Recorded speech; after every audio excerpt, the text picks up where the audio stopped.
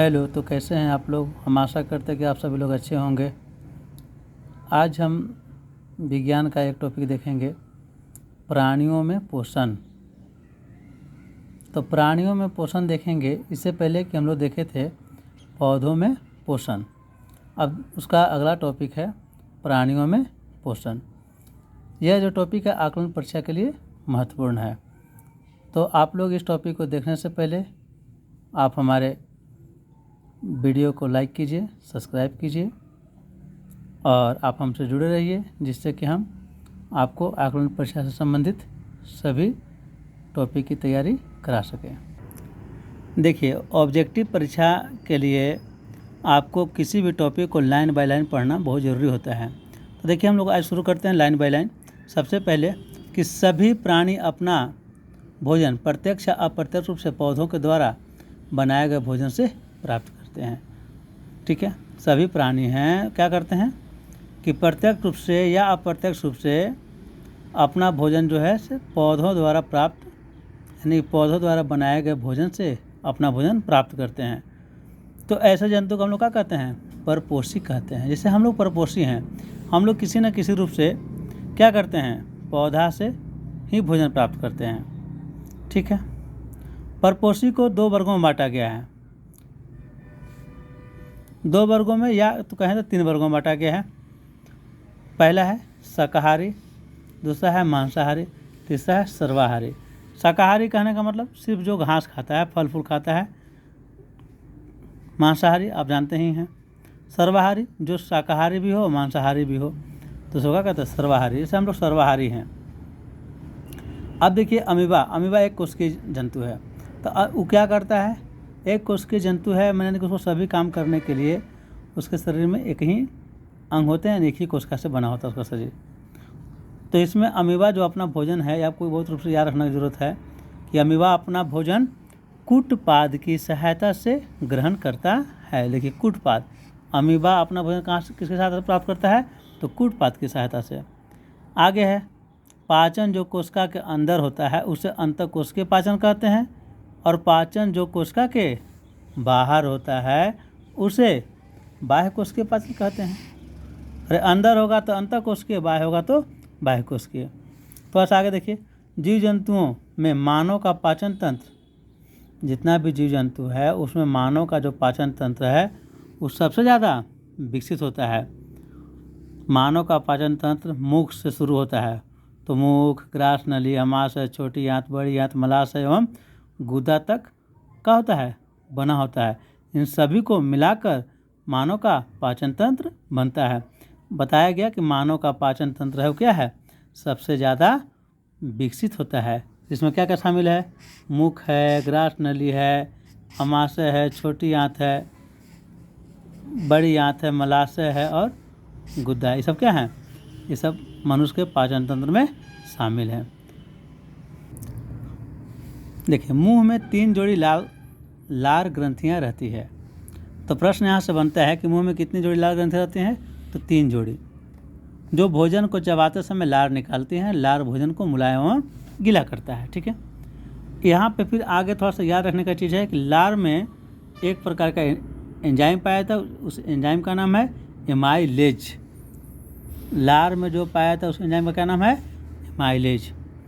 आगे है दांतों के 4 प्रकार होते हैं। देखिए दांतों के कितने प्रकार होते हैं, 4 प्रकार। कौन कौन, तो पहला है कृंतक, दूसरा है रजनक, तीसरा है अग्रचवर्णक, चौथा है चवर्णक। तो देखिए कृंतक क्या है, तो कृंतक यहाँ लिखा हुआ ध्यान रखिएगा। कृंतक दांतों की संख्या 8 होती है। तो देखिए जब कृंतक दांत 8 होते हैं तो दिमाग में रखिए कि 4 गो ऊपरी जबड़ा में होगा और 4 गो निचली जबड़ा में। कृंतक दांत का काम क्या है, तो यह पकड़ने और काटने का काम करता है। कौन, कृंतक दंतक या कृंतक दांत। ठीक, आगे है रदनक। रदनक का काम है, रदनक देख लीजिएगा नाम, रदनक यानी चीरना फाड़ना इसका काम है। इसका काम क्या है, चीरना और फाड़ना। ठीक है, इसकी संख्या 4 होती है। तो इसकी संख्या अगर 4 होती है तो दो ऊपर होता है और 2 नीचे। आगे है अग्र चवर्णक। चवर्णक जिसको हम चौहा कहते हैं ना, उसी को चवर्णक कहते हैं। अग्र चवर्णक जो आगे की ओर है वो उसकी संख्या कितनी है, 8। तो 8 में 4 ऊपर में है और 4 नीचे में। इसका काम क्या है? तो चबाना और पीसना। और फिर देखिए चवर्णक, यानी कि ये भी चौवा है, लेकिन ये आगे का चौवा है, पीछे का चौवा है। तो चवर्णक है, इसकी संख्या कितनी होती है? 12। तो 12 होती है, यानी कि 6 ऊपर तो 6 नीचे। तो इसका काम क्या है? दबाना और कुचलना। ठीक है, तो आप दांत को मुख्य रूप से याद रखेंगे। आप यदि चाहते हैं कि हमारा पढ़ाई अच्छी तरीके से हो तो आप हमारे चैनल को सब्सक्राइब कीजिए। और हम जो भी पढ़ा रहे हैं सिर्फ आपको आकलन परीक्षा के अकॉर्डिंग पढ़ा रहे हैं, यानी कि आकलन परीक्षा के लिए बहुत ही महत्वपूर्ण है। आप इन सभी को अपने कॉपी पर नोट्स बनाइए। अगर आपको नोट्स बनाना है, नोट्स नहीं मिल पा रहा, तो आप हमारे टेलीग्राम ग्रुप में जाइए, वहाँ पे सबका नोट्स और सबका PDF दिया हुआ है। और टेलीग्राम ग्रुप का लिंक आपको डिस्क्रिप्शन बॉक्स में दिया हुआ है।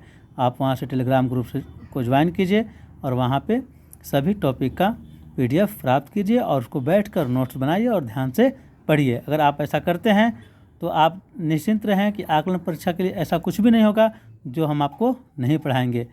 तो आप लोग हमारे साथ जुड़िए, हमारे चैनल को सब्सक्राइब कीजिए और अच्छा लगे तो वीडियो को लाइक भी कीजिए और अपने दोस्तों में शेयर भी कीजिए।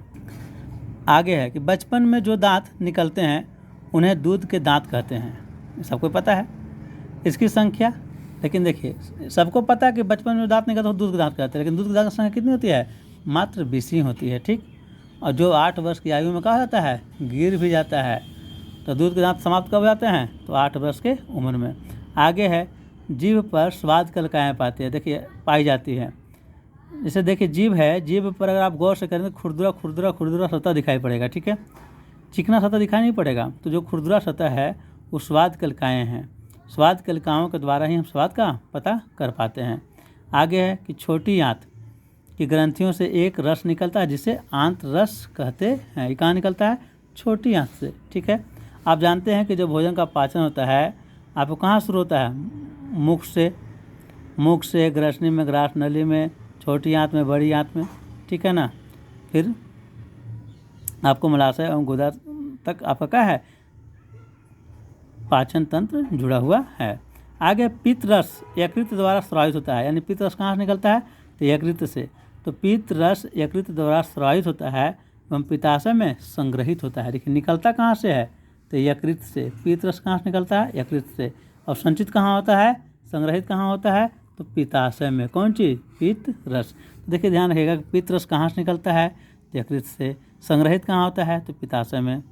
आगे छोटी आंत, यानी जिसको क्षुद्रांत भी बोलते हैं, 7.5 मीटर लंबी अत्यधिक कुंडलित नलिका, यानी कि मुड़ा हुआ रहता है। कितना लंबा रहता है?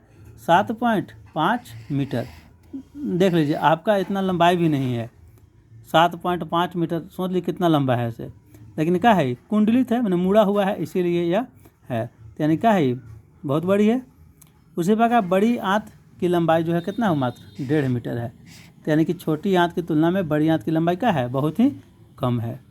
ठीक है, देखिए गाय द्वारा लगातार भोजन चबाए जाने की क्रिया को जुगाली कहते हैं। आप देखते हो गाय हमेशा दिनों भर भोजन चबाते रहती है, तो क्या करती है? जुगाली करती है। ठीक, घास खाने वाले जीवों का आमाशय विशेष प्रकार का बना होता है जो 4 कक्षों में विभाजित होता है। देखिए हम लोग का आमाशय 4 कक्षों में विभाजित नहीं होता है, लेकिन गाय है जो घास खाती है उसके क्या होते हैं? आमाशय 4 कक्षों में विभाजित होते हैं।